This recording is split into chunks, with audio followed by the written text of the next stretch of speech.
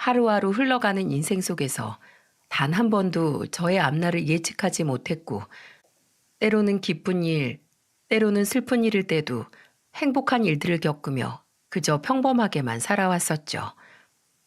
근데 제 인생에 있을 거라고는 전혀 예상하지도 생각하지도 심지어는 상상하지도 못했던 일이 닥치게 되었고, 그 길로 모든 걸 다 포기해버리고 싶을 만큼 힘든 시기를 지나 지금은 나름 잘 이겨내고 저의 2명의 자식들과 열심히 살아가고 있는 중입니다. 네, 맞습니다. 저의 인생의 큰 비극이었던 사건은 남편과 관련된 사건이었고, 지금도 사무치게 보고 싶은 제 남편은 이제는 제가 하늘나라로 따라가야지만 볼 수 있는 사람이 되어버렸죠. 남편과 저는 첫 만남부터 서로를 좋아하진 않았어요. 중학교 동창으로 나름 서로 친한 친구 무리 사이에서 잘 지내고 있는 사이였기에 서로가 이성으로 보인다거나 쭉 호감을 느끼고 있었다거나 하는 등의 설렘은 전혀 없는 사이였죠. 진짜 그냥 단지 동창 친구일 뿐이었어요. 근데 중간에 남편이 유학을 다녀온 적이 있었는데, 유학을 다녀오고 몇 년 만에 만난 이후부터 남편이 저에게 자꾸만 연락을 하기 시작하면서 어떤 때는 영화를 같이 보기도 하고, 어떤 때는 서로 좋아하는 가수의 공연도 보러 가기도 하고, 또 어떤 때는 그냥 아무 이유 없이 만나서 밥을 먹으며 신나게 수다를 떨면서 시간을 보내기도 했습니다. 근데 그 모든 시간이 너무 재밌더라고요. 얘랑 나랑 원래 이렇게 잘 맞았었나 싶을 정도로 서로 관심사도 각종 취향도 정말 잘 맞았죠. 결국 그러다가 남편이 먼저 저에게 고백을 했고, 저도 그 고백을 받아들이면서 친구 사이에서 연인 사이로 이어지게 되었어요. 저는 한참 연애를 하다가 문득 궁금해져서 남편에게 물어본 적이 있었답니다. 자기야, 우린 원래 서로 그냥 허물없는 친구 사이일 뿐이었는데 왜 갑자기 나한테 다가온 거야? 자기 유학 다녀오고 나서 갑자기 나한테 연락도 자주 하고 관심 가지고 그랬잖아. 처음에 나는 그냥 자기가 편한 친구라서 몇 번 만나긴 했었는데 초반에는 좀 얘가 갑자기 왜 이러나 했었거든. 이제 빨리 이유를 말해봐. 궁금해? 공짜로 알려주긴 좀 아까운데. 그전에는 자긴 그냥 나한테도 친구 그 이상도 위아도 아니긴 했었는데, 내가 딱 유학 갔다 와서 자기를 오랜만에 봤는데 자기가 갑자기 너무 예뻐 보이는 거야. 사실 내가 중학교 때 말은 안 했지만 나 잠깐 자기 좋아했었거든.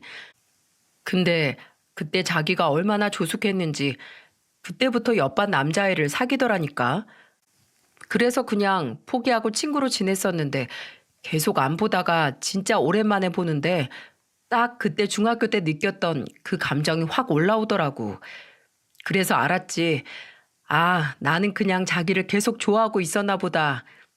그래서 이번엔 절대로 놓치지 말자 싶어서 자기한테 열심히 들이댄 거야. 뭐야? 그런 거였어? 어머, 어머. 그럼 날 얼마나 오래 좋아한 거야? 우리 자기 이제 보니까 완전 순정파구나. 그 마음 변하면 안 된다. 끝까지 나만 좋아해야 돼. 알았어? 알았어, 알았어. 내가 자기만 안 좋아하면 또 누굴 좋아하겠어? 내가 금방 말했잖아. 나 다시는 자기 놓치지 않겠다고 다짐했다고. 자기야말로 앞으로 나만 봐야 돼. 나 말고는 아무도 이제 못 만나. 오히려 자기가 나한테 코 깬 거야. 도망갈 생각 마라. 저는 전혀 몰랐던 사실에 놀라움을 감출 길이 없었어요. 무려 중학교 때부터 나를 좋아했다니. 저로서는 정말 놀라운 사실이었죠. 근데 이 소리를 들으니까 더 설레면서 이 사람이 좋아지더라고요. 그만큼 한결같은 사람이구나. 이 사람은 쉽게 변하지 않는 사람이구나 싶어서 둘이서 함께하는 구체적인 미래에 대해 생각을 해보게 되었어요. 그리고 저희 남편은 처음부터 저랑 결혼할 생각이었다면서 늘 저에게 결혼 이야기를 달고 살았는데도 저도 이 사람과의 미래에 대해 확신이 생기고 나니까 정말 속사포로 모든 것이 진행되었습니다. 양가 부모님께도 인사를 잘 드리고 결혼까지 이어지는 내내 모든 것이 다 순탄할 뿐이었어요. 무엇보다도 우리 부모님은 유학파에 당시 막 대학교 부교수까지 맡았던 남편을 무척이나 마음에 들어 하셨고요. 근데 반면에 저는 결혼을 준비하면서 남편에게 그동안 알지 못했던 놀라운 이야기를 하나 들을 수 있었어요. 그건 바로 시부모님에 대한 이야기였습니다. 저는 늘 남편이 엄마 아빠에 대해 스스럼 없이 이야기를 하며 여느 보통 사람들처럼 부모님에 대한 이야기를 아무렇지 않게 하며 지냈기 때문에 저와 같은 부모와 자식 간의 사이인 줄 알았어요. 근데 남편이 전혀 몰랐던 속 이야기를 하나 해주던 거 있죠? 자기야, 결혼 전에 꼭 자기가 알아야 할 이야기 하나 해줄게. 자기, 우리 부모님 만나봤지만 나랑 뭔가 느낌이 비슷하긴 하지만 서로 닮진 않았다고 느끼지 않았어?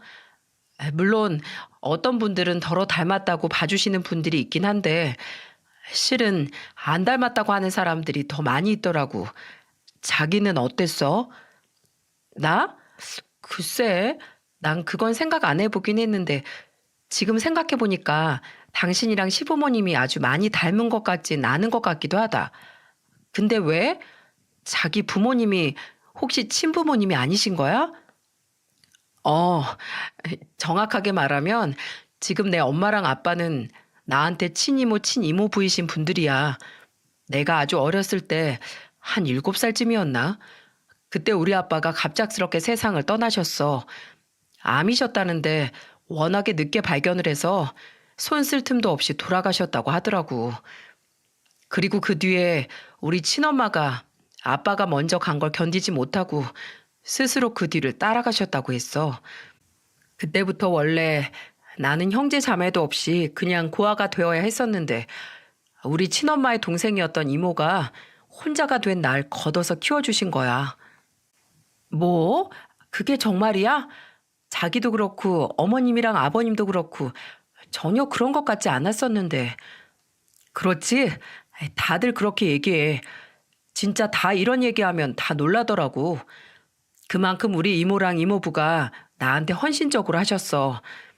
그 두 분은 진짜 내 친부모보다도 나한테 잘하셨지. 아마 우리 이모랑 이모부 아니었다면 난 벌써 이 세상 사람이 아니거나 천하 고아로 힘겹게 살아가고 있었을 거야. 아마 자기를 못 만났을지도 모르지. 몰랐어.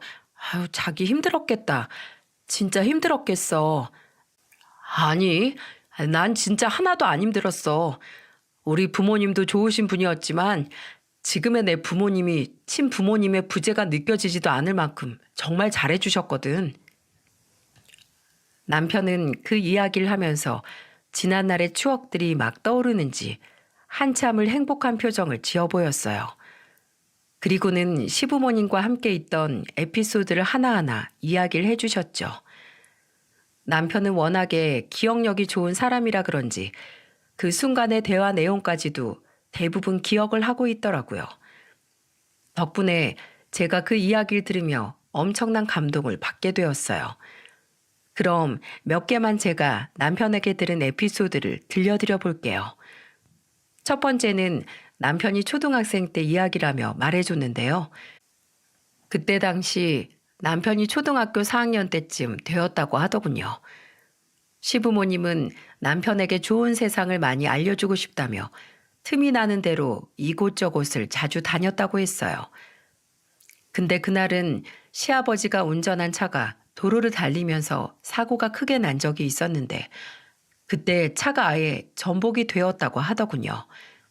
다행히 차가 구겨지거나 심하게 전복된 건 아니었지만 그래도 상당히 위험한 상황이었죠. 근데 남편이 정확하게 기억하는 사실은 당시 뒷좌석에는 시어머니와 남편이 같이 앉아 있었는데 시어머니가 차가 전복되는 것과 동시에 남편을 품에 꼭 껴안았다고 하더군요. 생존의 본능이 살아나는 순간에 시어머니는 그 본능이 모성애로 나타나 남편을 감싸하는 거였어요. 그 덕분에 남편은 타박상 하나 입지 않았고 시어머니는 남편을 감싸 안으면서 본인의 등과 어깨 쪽으로 충격을 다 흡수하면서 그쪽이 심하게 다쳤다고 했었어요. 본인이 심한 경우 죽을지도 모르는 상황에서 시어머니는 자신의 목숨은 생각하지도 않고 본인의 조카이자 자식인 남편을 감싸하는 거였습니다. 그러면서 자신은 심하게 다쳐서 꼼짝도 못하면서 남편에게는 이렇게 이야기를 하셨다고 하더군요. 우준아, 네가 무사해서 정말 다행이야. 엄마는 네가 잘못될까 봐 순간 너무 무서웠어. 진짜 순간 눈앞이 깜깜해지는데 내가 눈을 뜬 순간 네가 내 품에 있어서 얼마나 다행이었는지 몰라. 진짜 내가 살아있는 거에 보람을 느꼈다. 내가 네 옆에 있었던 게 정말 천운이었어, 천운. 저는 당시에 이 이야기를 듣는데 시어머니가 정말 대단하신 분이라는 생각이 들었습니다. 지금에서야 제가 우리 자녀들이 있다 보니까 그 모성애가 충분히 이해가 되지만 그래도 내가 과연 내 조카를 위해서 그렇게 목숨까지 바쳐가면서 희생할 수 있을까라는 생각을 해봤을 때 결코 쉽지 않은 이야기였어요. 그리고 이렇게 더 현실을 알게 되니까 그 당시에 느껴졌던 것보다 시어머니가 더 대단하게 느껴졌고요. 그걸 남편도 잘 알고 있었기에 그때 받았던 사랑을 아직까지도 기억하고 있다며 평생 잊을 수 없는 이야기라고 말을 해주었어요. 그것뿐만이 아니었습니다. 시어머니와 시부모님은 남편에 대한 사랑이 정말 각별했는데 시아버지는 늘 남편과 함께 시간을 많이 보내주려고 노력을 하셨었대요. 시간만 나면 같이 축구도 하고 농구도 하고 각종 스포츠를 즐기며 시간을 보냈고 여느 아빠처럼 짓궂은 장난도 많이 하고 각종 호신술도 잘 갖추고 있었던 시아버지는 남편에게 태권도, 유도까지 열심히 가르쳐 주셨다고 했어요. 그러면서 남자들 사이에서 생기는 유대감도 많이 생기고 늘 친구 같은 아빠로 있어 주셨다고 했죠. 근데 정말 제가 봐도 이 둘 사이는 친구 사이처럼 스스럼이 없었습니다. 남편은 시아버지에게 자신의 모든 이야기를 다 털어놓고 할 만큼 돈독한 사이였어요. 보통은 아들이랑 아빠가 그렇게 깊은 사이이기 어렵잖아요. 근데 이 둘은 달랐어요. 정말 주변에서 모두가 다 부러워할 만큼 둘 사이의 우정과 사랑이 깊은 부자관계였죠. 또 시어머니도 마찬가지였어요. 남편은 거의 딸 같은 아들이었기 때문에 또 시어머니한테도 늘 가서 조잘조잘 이야기도 잘하고 둘이서 같이 쇼핑도 다니면서 여느 엄마와 딸 사이처럼 살갑게 지냈더군요. 그걸 보면서 저는 진짜 이 집안은 어떤 집안보다도 행복한 집안이다 라는 생각이 들었고 그 모습을 보면서 당연히 친부모와 친자식 사이가 아니라는 의심을 조금도 할 수가 없었죠. 근데 이 가족도 딱 한 번 위기를 맞이하게 된 적이 있었다고 했어요. 그건 남편의 사춘기 때문이었는데요. 남편은 시부모님의 사랑을 잔뜩 받으며 크긴 했지만 사춘기가 좀 세게 왔었다고 했어요. 그러면서 이때 방황을 했던 게 사람들이 가끔씩 시부모님과 남편이 닮지 않았다고 하는 이야기를 들으며 한 번씩 이 사이가 친부모와 친자식의 사이가 아니라는 것에 대한 괴로움을 느꼈다고 하더군요. 그러면서 반항이 시작되었다고 했어요.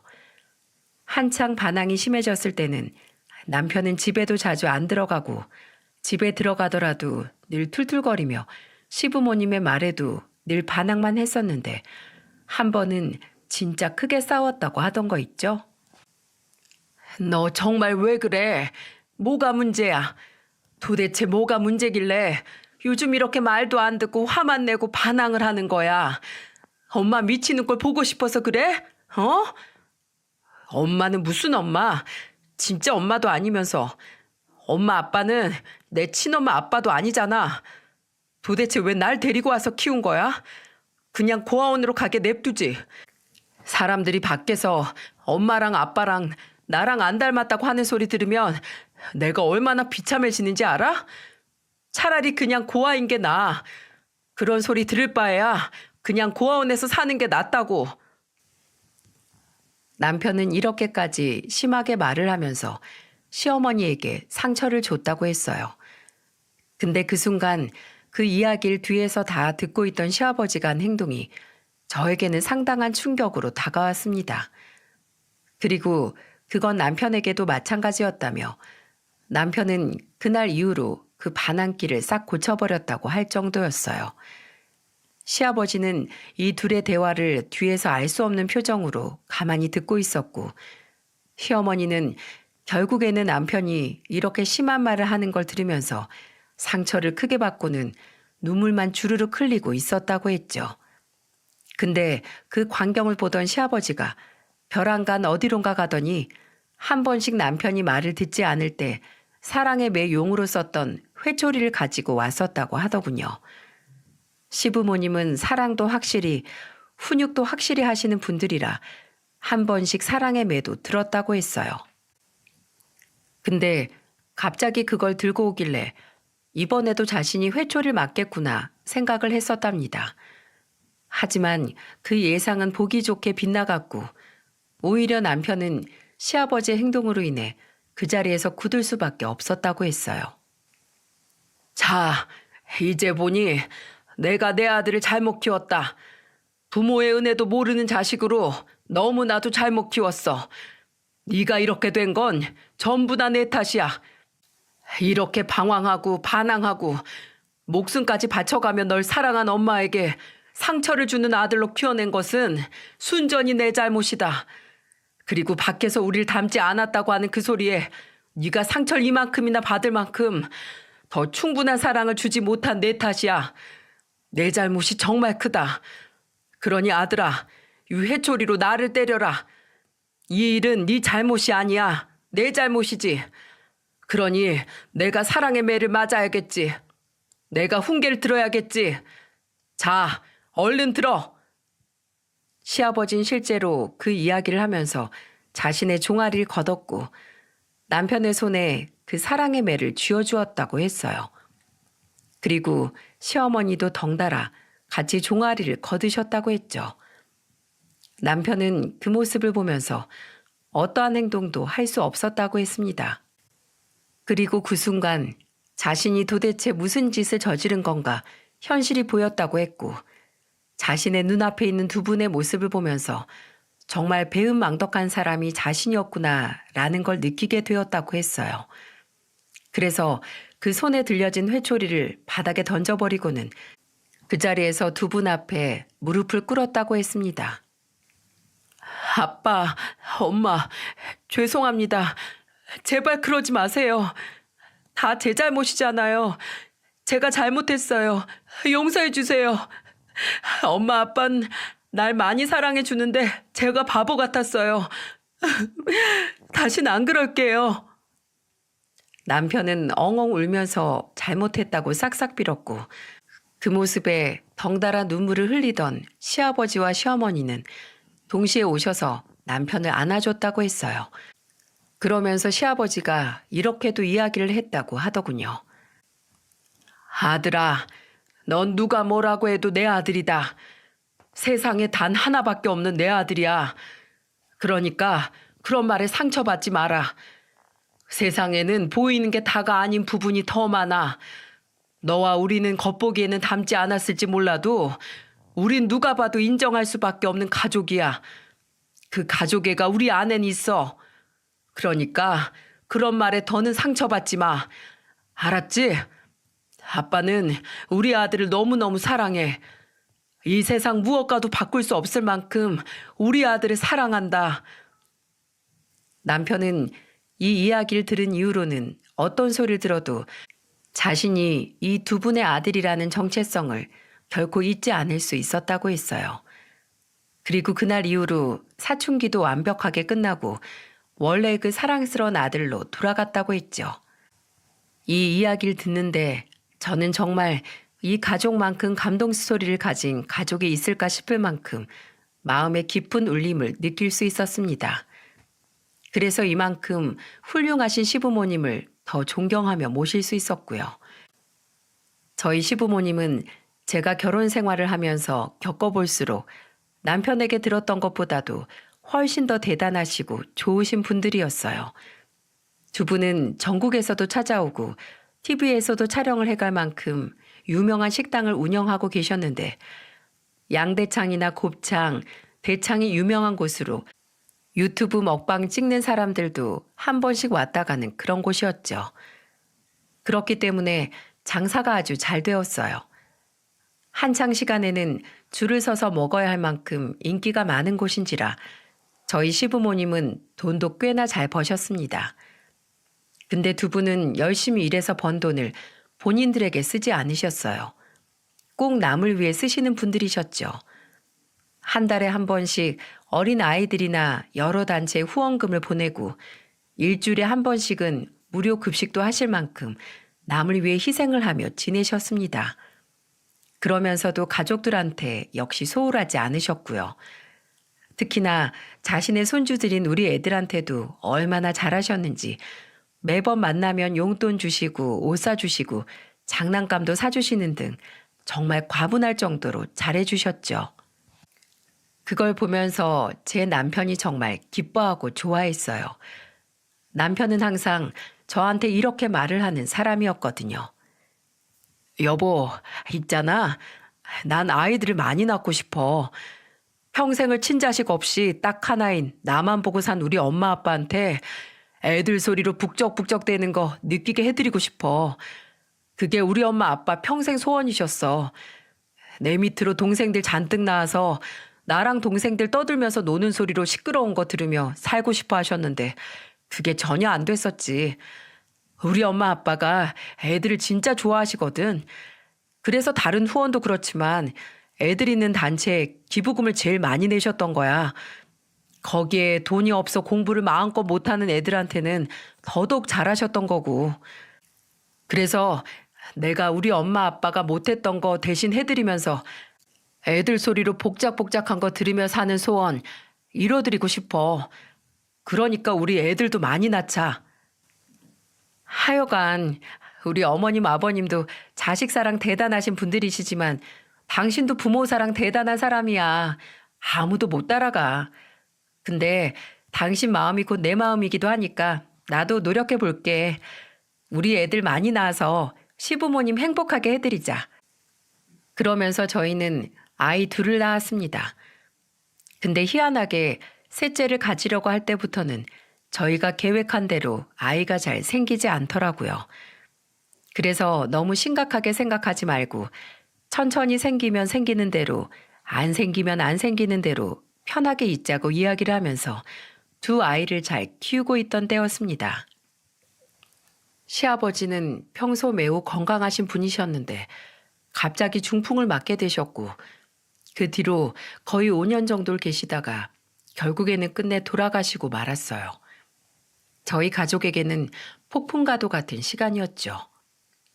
중풍에 걸리셔서 정상적인 생활을 하기 힘들 때는 저희 부부와 어머님이 돌아가면서 시아버지를 모셨고 저희들의 노력으로 조금씩 호전이 되어가는 듯 했지만 그건 저희들의 착각이었는지 그렇게 생을 마감하시고 말았어요. 시아버지의 장례식장에서 누구보다도 슬퍼한 건 당연한 일이겠지만 저희 시어머니였어요.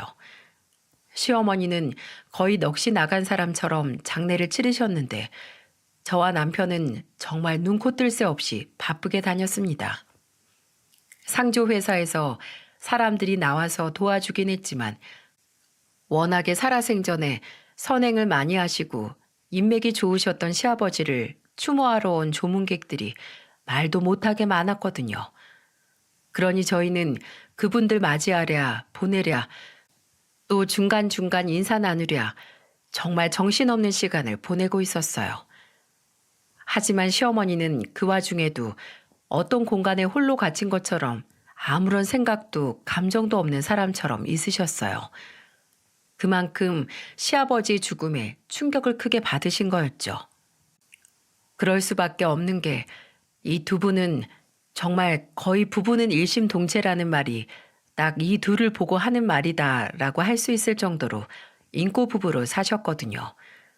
시어머님이 계시면 시아버지가 있고 시아버지가 계시면 시어머님이 있을 정도로 이 둘은 항상 붙어 다니셨어요. 그래서 아버님이 중풍 때문에 거동도 불편하시고 일상생활이 거의 안 되실 때에도 시어머니가 가장 가까이에서 거의 떨어지지 않고 시아버지를 돌보셨죠. 이때는 식당까지 다 정리를 하실 정도로 시아버지 회복을 위해서 노력하셨던 분이 바로 저희 시어머니였어요. 하지만 그 바람대로 되지 않고 얼마 못 가 돌아가신 시아버지를 보면서 시어머니는 너무나 많이 힘드신 듯 보였습니다. 그때 우리 남편이 시어머니가 꼭 세상이 다 무너진 것처럼 지내려고 하니까 겁이 났는지 이렇게 말을 하더라고요. 엄마 마음 독하게 먹어야 돼. 내 친엄마처럼 그렇게 나 버리고 엄마까지 아빠 따라서 가버리면 안 돼. 알았지? 나 진짜 무서워. 엄마가 아무 말도 안 하고 있으니까 겁나 죽겠어. 내가 아빠 대신해서 엄마한테 잘할 테니까 제발 엄마, 나를 위해서라도 힘내서 살아줘. 제발 이렇게 내가 부탁할게요. 저희 남편은 간절한 목소리로 시어머니에게 이야기를 했고 그 진심이 통했는지 시어머니는 그날 이후로 조금씩 회복이 되고 있는 것 같았습니다. 하지만 하늘은 왜 이렇게 무심한 걸까요? 시어머니는 시아버지가 돌아가신 이후 바로 1년 뒤에 뭐가 그리 급하셨는지 시아버지가 많이 보고 싶었던 모양이신지 시아버지가 계신 곳으로 가시더라고요. 이때 또 한 번의 충격을 받은 게 남편이었습니다. 남편은 시아버지가 돌아가시고 나서 시어머니까지 어떻게 될까봐 매 순간을 노심초사하면서 지냈어요.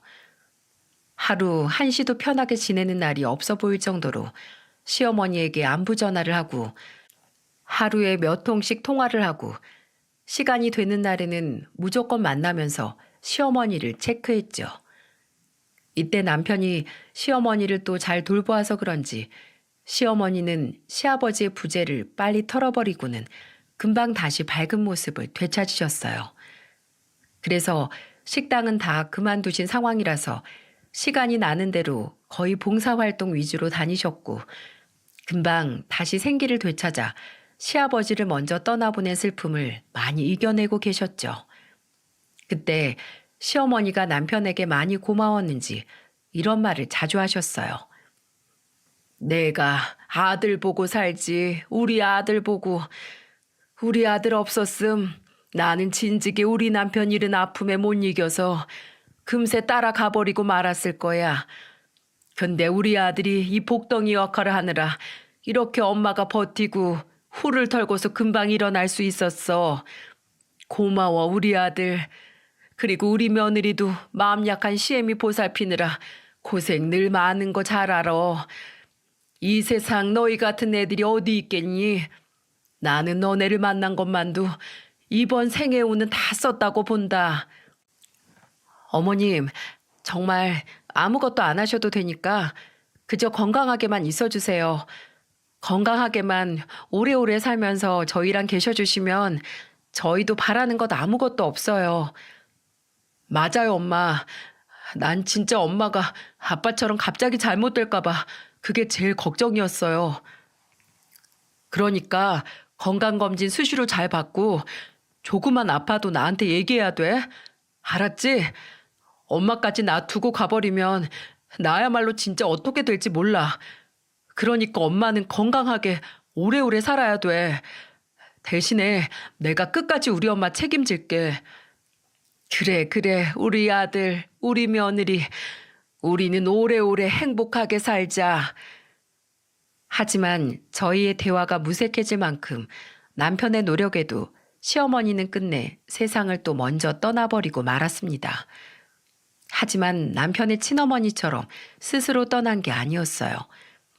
최근 3년 전부터 한창 유행하던 그 바이러스에 시어머니가 걸리셨는데 시어머니는 평소에 폐 질환을 가지고 계셨기에 그 벽을 넘지 못하고 결국에는 또 다른 병을 얻어서 돌아가게 되신 거였죠. 시부의 부재에 시모의 부재까지 생기게 되니 남편은 이때부터 정말로 힘들어 보였습니다. 남편은 제가 알고 있던 평소 남편의 모습을 볼 수 없을 만큼 점점 폐인처럼 바뀌어갔고 정말로 시부모의 부재가 남편에게는 큰일이었는지 남편은 시어머니가 돌아가시자마자 거의 정신적인 질환을 다 얻게 되었다고 할 만큼 엉망이 되어갔어요. 남편은 시어머니가 돌아가시면서 정말 아무런 눈물도 흘리지 않았어요. 아예 감정이 없어진 사람처럼 시어머니가 시아버지를 보낼 때 그랬던 것처럼 똑같이 그러더라고요. 하지만 제가 봤을 때 남편의 상태는 시어머니보다도 더 심각해 보였습니다. 저는 남편이 장례식장에서도 눈물 한 방울 흘리지 않고 시어머니를 시아버지가 계시는 선산에 묻어드리는 그 순간에도 눈물을 흘리지 않더라고요. 하지만 가슴이 뻥 뚫린 사람처럼 아무런 감정도 없는 사람처럼 있었어요. 그 모습을 보면서 제일 많이 불안해했던 게 바로 저였습니다. 우리 가족의 가장인 남편이 갑자기 감정이 없는 사람처럼 웃지도 않고 그냥 공허하게 지내는 걸 보면서 저는 이대로는 안 되겠다 싶어서 남편을 데리고 정신과에도 가봤었어요. 역시나 남편은 우울증이었고 남편의 우울증은 시간이 지날수록 더 좋아지기는커녕 점점 더 악화되기 시작했습니다. 급기야는 남편은 사람들을 만나기 두려워하는 대인기피증에 수면 장애에 정말 온갖 정신질환을 다 가지고 와서 겪더라고요. 한 번은 남편의 우울증이 너무 심해서 제가 막 남편을 흔들어대면서 애원을 했던 때도 있었어요. 여보, 당신 정말 왜 이래? 나랑 우리 애들 생각은 안 해? 당신 원래 이렇게 이기적인 사람이었어? 제발 정신 똑바로 차리고 이제 좀 슬픔을 다 이겨내야 할 거 아니야. 남편은 저의 말에 뭔가 느껴진 바가 있었는지 늘 초점 없던 눈에 점점 초점이 생기더니 그제서야 눈물을 마구 흘리며 지금까지 한 번도 시어머니의 죽음에 대해서 아무런 언급도 안 하던 사람이 언급을 하기 시작했어요. 여보, 나 정말 힘들어. 나 진짜 너무너무 힘들어. 어떻게 이럴 수가 있어? 어떻게 나한테 이런 일이 일어날 수가 있는 거냐고. 내 친부모에 부족해서 이젠 날 걷어준 이모부까지 일찍 돌아가시면 난 앞으로 어떻게 살아가야 하는 거야? 나는 대체 앞으로 누굴 바라보면서 살아가야 하는 거냐고. 정신 차려 이 자식아. 나랑 애들이 있는데 왜 그딴 약한 소리를 하는 거야? 나랑 애들은 보이지도 않는 거야? 매일같이 아빠 찾아대며 우는 우리 애들이랑 당신 하나 바라보고 사는 나는 보이지도 않는 거냐고. 왜 이렇게 사람이 이기적이야? 어떻게 사람이 이렇게 무책임해? 미안해 여보. 내가 진짜 어떻게 됐었나 봐. 아빠에 이어서 엄마까지 돌아가시고 나니까 진짜 멘탈이 안 잡아져. 당신도 알잖아. 우리 부모님이 나한테 어떤 존재인지. 이 거대한 존재가 둘 다 한꺼번에 사라지니까 나 정말 어떻게 해야 할지 모르겠어. 남편은 정말로 괴롭고 힘들었는지 부교수로 일하던 일까지 잠깐 쉬면서 정신적으로 회복을 하기 위해 노력을 하기 시작했어요. 저는 그 옆에서 남편이 빠르게 회복을 할 수 있도록 다방면으로 도와나갔죠. 이때는 거의 제가 가장이나 다름없었습니다. 남편은 마음의 병이 심해서 어떤 일도 할 수 없는 상황이었고 저는 애들도 케어하고 남편도 케어하면서 직장까지 계속 다녀야 했기에 정말 몸이 10개라도 부족한 심적으로도 육적으로도 힘든 시간을 보내야만 했죠. 하지만 남편의 증상은 점점 더 좋아지기는커녕 심각해지고 있었어요. 물론 조금씩 일상을 보내는 일이 좀 나아지긴 했지만 한 번씩 이상한 헛소리를 하더라고요. 한 번은 밥을 같이 먹고 있는데 남편이 이런 말을 혼자서 하기에 저는 거의 경악을 할 뻔했어요. 엄마, 아빠, 얼른 먼저 먹어. 아빠가 옛날에 어른들이 먼저 먹고 난 다음에 수저 뜨는 거라고 했잖아. 나 기다릴 거야. 저는 갑자기 생뚱맞은 소리를 하는 남편을 보면서 덜컥 겁이 나서 물었습니다. 여보, 지금 뭐라고 했어? 왜 갑자기 어머님, 아버님 얘기가 나와? 지금 꼭 앞에 계시는 것처럼 얘기하는 거야, 왜? 어? 아, 미안, 여보. 미안해. 순간 내가 두 분이 내 앞에 계시는 줄 알았네. 실은 지금 잠깐 엄마 아빠 생각 중이었는데 나도 모르게 앞에 진짜 계신다고 생각했나 봐. 미안해. 얼른 먹자. 저는 점점 더 상태가 심각해지는 남편을 보면서 어떻게 고쳐줘야 하나 정말 고민을 많이 했어요. 그래서 아예 정신과를 꾸준히 다니게 하면서 치료를 받게 했지만 결코 남편의 상황은 좋아지지가 않았습니다. 급기야는 또 이런 적도 있었어요. 밤에 야심한 시각에 잠을 자다가 옆자리가 허전한 것 같아서 뭐지 싶어서 일어났는데 거실 쪽에서 이상한 소리가 들리더라고요. 저는 그 소리가 무슨 소리인가 싶어서 얼른 나가봤고 그 소리의 출처를 보고는 저는 그 자리에서 충격을 받아 주저앉을 수밖에 없었죠. 그 소리의 주인공은 다름 아닌 저의 남편이었고 남편은 뭐에 꼭 홀린 사람처럼 거실에서 혼자 울면서 난리가 났었어요. 엄마, 아빠, 왜 이제야 왔어? 내가 얼마나 보고 싶었는데, 내가 얼마나 나한테 와달라고 그렇게 매일 얘기했는데, 왜 이제서야 온 거야? 왜? 보고 싶었어. 엄마, 아빠, 너무너무 보고 싶었어. 이제 나 버리고 어디도 가지 마세요. 엄마, 아빠 없으면 나 진짜 어떻게 될지 모르니까 이제는 어디도 가지 마. 제발. 남편은 거의 포효하듯 울면서 이야기를 했고 저는 그 모습에 겁이 질려서 그 자리에 주저앉아 하염없이 바라보다가 점점 심해지는 남편의 헛소리에 정신을 깨워야겠다 싶어서 바로 남편에게 달려갔어요. 여보, 당신 왜 그래? 정신 차려. 어머님, 아버님이 어디 계신다고 그런 소리 하는 거야?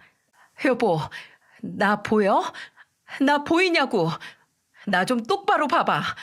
나를 좀 제대로 봐봐. 저는 정신을 못 차리고 계속 울고 있는 남편에게 급기야는 남편의 뺨을 때리고 그것도 안 되니 찬물까지 가지고 와서 남편에게 부어버렸어요.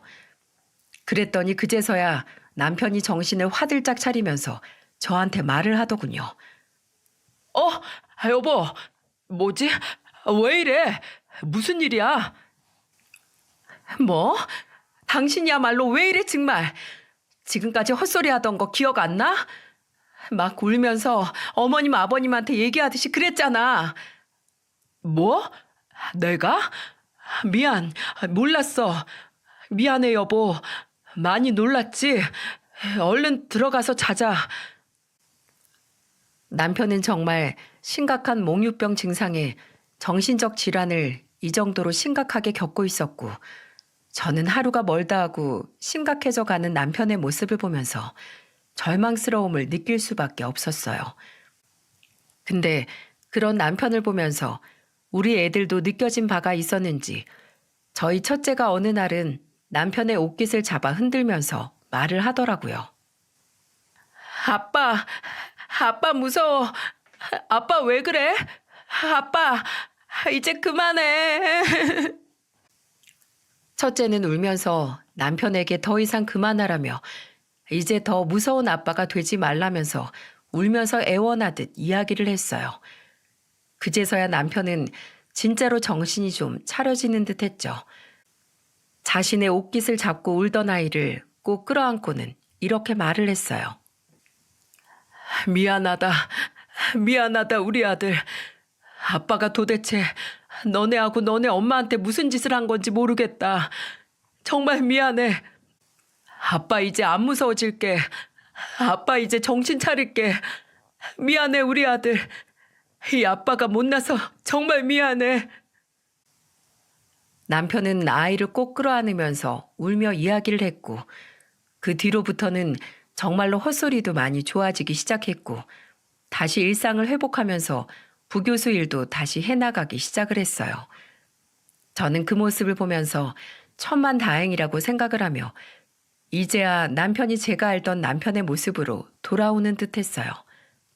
하지만 그것은 남편의 엄청난 발악 같은 거였을까요? 남편은 결코 좋아진 것이 좋아진 게 아니었던 것 같습니다. 그 뒤로 좀 괜찮은가 싶었던 어느 날 추석이 다가오면서 남편이 벌초를 하기 위해서 선산에 가려고 했었어요. 물론 두 분이서 돌아가신 지가 얼마 안 되어 크게 벌초를 할 것이 없을 것 같긴 했지만 남편이 두 분의 산소를 가고 싶어하는 마음을 느꼈기에 저는 편하게 다녀오라며 배웅까지 했죠. 근데 그날따라 남편이 산소를 가기 전에 살짝 이상한 행동을 했어요. 바로 문 앞에 서서 저를 뚫어져라 보더니 이런 말을 하는 거예요. 여보, 지금 보니 우리 여보 진짜 예쁘다. 왜 이렇게 예쁘지? 내가 우리 여보 더 사랑해주고 더 예뻐해줬어야 했는데 그러질 못했네. 여보, 내 아내로 살아줘서 정말 고마워. 우리 애들 엄마로 또 내 아내로 있어줘서 진짜 고마워. 새삼 당신을 보니까 그게 나한테 큰 행운이었다는 게 느껴지네. 뭐야, 새삼스럽게 왜 그런 닭살스러운 말을 하는 거야. 그걸 이제 한 거야? 그러니까 앞으로 두고두고 나한테 잘해. 여왕 모시듯이 모시고 살란 말이야. 알았어? 어, 그래야지. 우리 아내, 내가 여왕님처럼 떠받들고 살아야지. 지금까지는 당신의 존재에 대해 내가 크게 고마움을 못 느끼면서 살았는데 이제 보니까 당신이 나한테 보물이나 다름없네. 당신을 만난 게 진짜 내 인생에서 큰 행운이었어. 아유, 지금이라도 알면 됐네요. 그러니까 앞으로 잘하면 돼. 이제 우리 아픈 시간 많이 지나갔으니까 우리 둘 다 애들 데리고 행복하게 살자. 알았지, 여보? 저의 말에 남편은 대답을 따로 하지 않은 채 갑자기 눈시울이 붉어지며 눈물을 흘리려고 했고 저는 그걸 보면서 남편이 시부모님 산소에 가려니 마음이 센치해져서 일어나 보다 싶었어요. 하지만 그건 저의 착각이었습니다. 남편은 그날 그렇게 가고 나서 그 뒤로는 다시는 저희에게 모습을 비추지 않았고 그 인사가 생애 마지막 인사가 되어버리고 말았어요. 벌초를 하러 간 남편은 하루가 지나도록 연락이 되지 않았고 저는 남편과 마지막에 있었던 그 일이 마음에 걸려서 도저히 가만히 있을 수가 없었어요. 그래서 경찰에 신고를 해놓은 상황이었는데 벼랑간 제 핸드폰으로 연락이 한 통 오더라고요.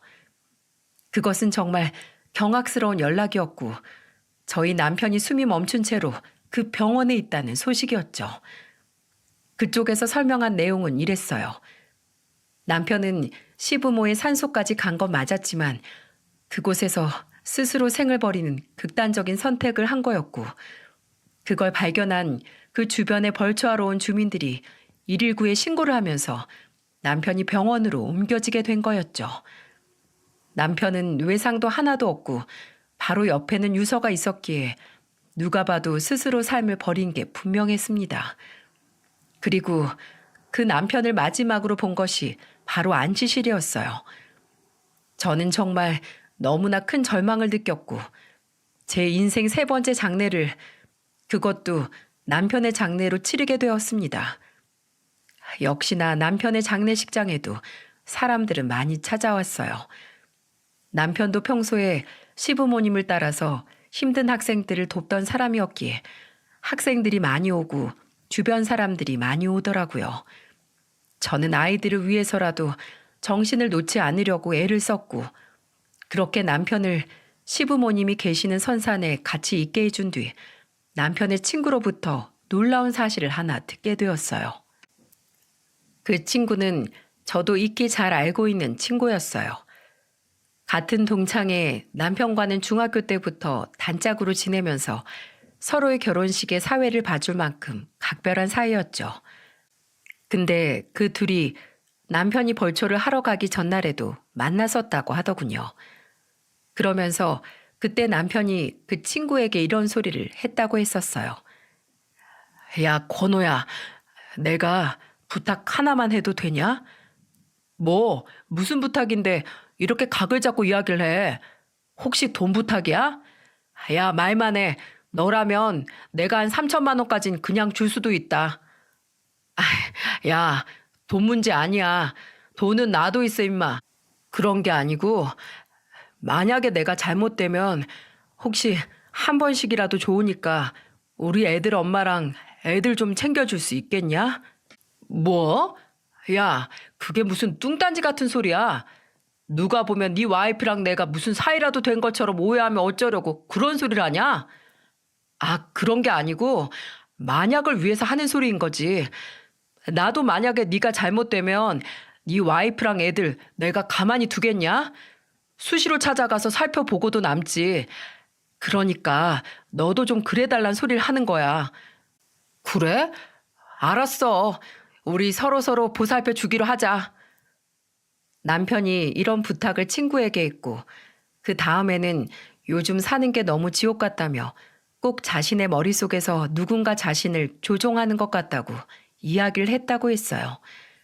하지만 시어머니가 돌아가신 이후로 헛소리를 하고 헛것을 볼 만큼 심신이 많이 미약해져 있던 남편이었기에 저는 그게 무슨 상황인지 이해가 되었습니다. 하지만 그게 결국에는 남편을 죽음으로까지 몰고 갈 줄은 꿈에도 몰랐던 거였어요.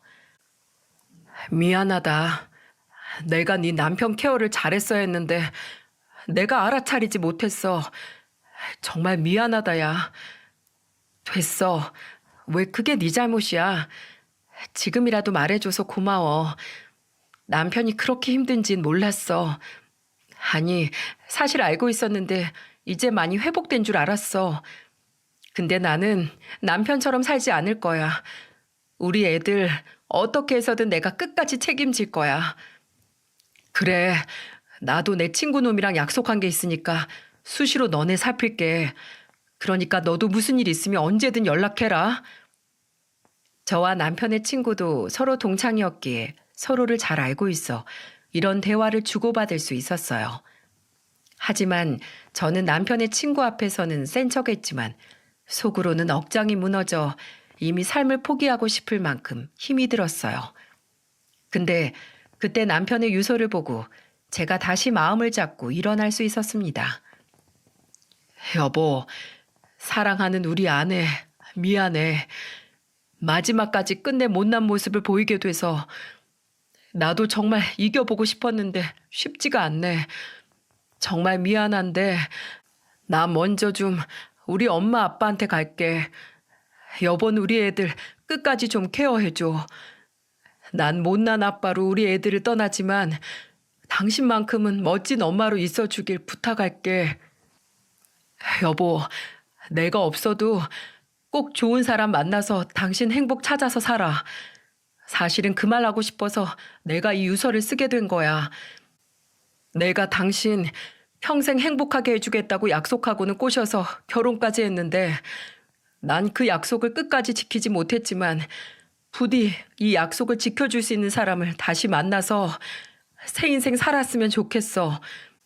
그리고 이왕이면 그 사람이 우리 이모, 이모부가 그랬던 것처럼 우리 애들을 친자식처럼 키워주면 더 좋겠다.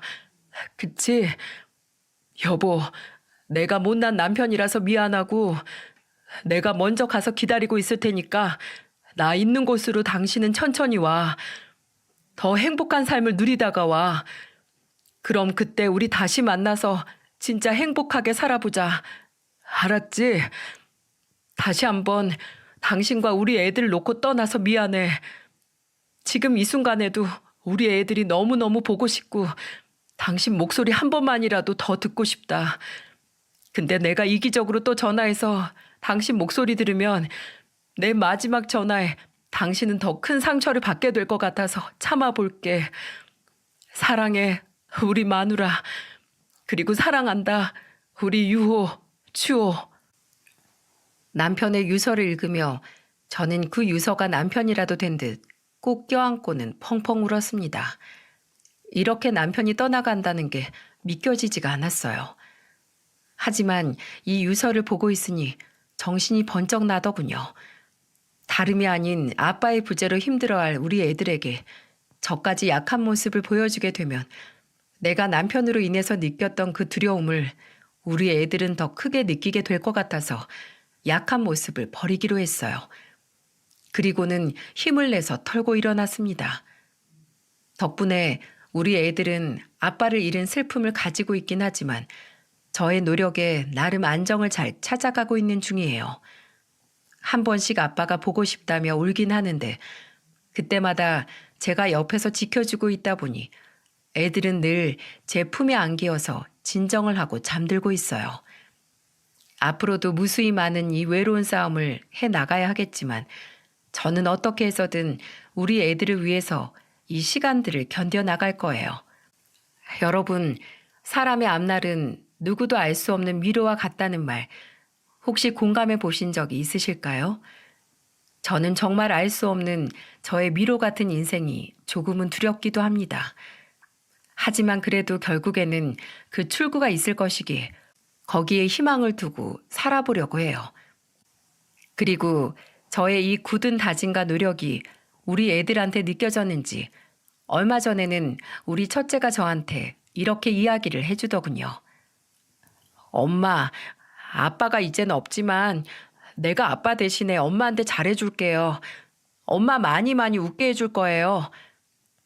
저는 이 말을 들으며 또 우리 첫째를 껴안고는 한참 울었네요. 여보, 혹시 지금 이 사연 듣고 있어? 그곳에서는 부모님과 행복해? 당신 거기에서 꼭 잘 지켜보고 있어줘. 그리고 우리를 지켜줘. 나는 여기에서 열심히 우리 애들을 위해서 살아볼 거야. 우리 각자 자리에서 잘 살다가 꼭 다시 만나자. 사랑하고 보고 싶다.